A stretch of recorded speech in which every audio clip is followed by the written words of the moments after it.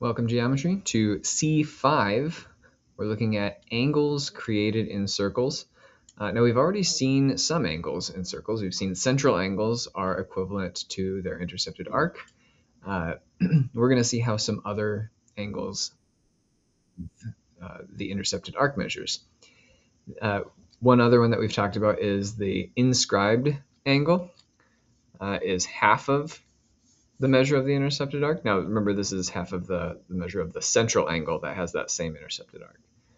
So the inscribed angle, if that, where we're going to describe where these angles are at is based on the vertices, so, or the vertex of the angle. So if the vertex is on the circle, it's an inscribed angle.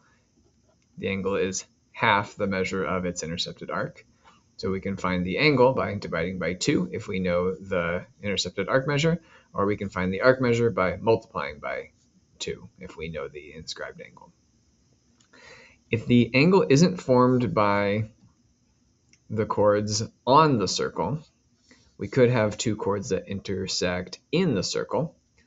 And for that, it's half the sum of the intercepted arcs of the vertical angles. So like if this is x, then this is also x. So the two intercepted arcs of those vertical angles, it's half the sum of the measures of its intercepted arcs.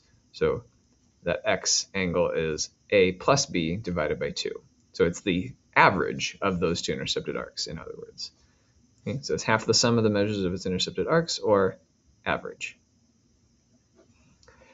If our angle is formed by two secant segments outside the circle, or secant segments and tangent segments, the angle is going to be half the difference in those intercepted arcs. Half the difference.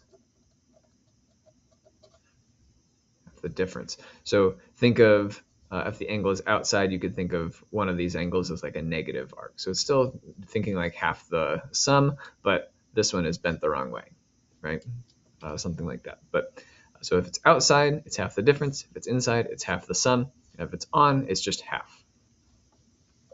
So for this angle here, this is an example of an angle on the edge, whether it's formed by two chords or if it's formed by a chord and a tangent line, it's still half of the intercepted arc. So the value of arc AB, or the measure of the arc AB, is going to be double that. Okay, so if this 48 is half of the intercepted arc, then multiply by 2 to find that intercepted arc measure is 96. Oops.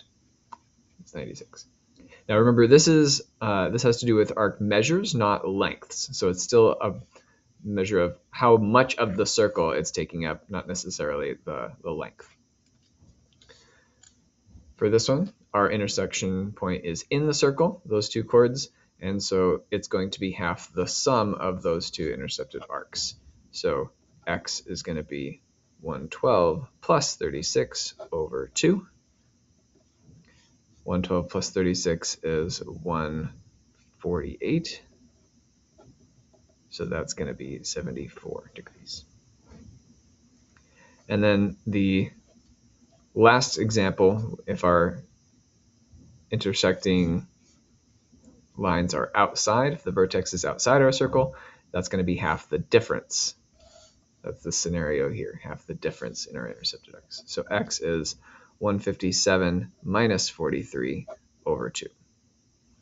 So 157 minus 43 is going to be 114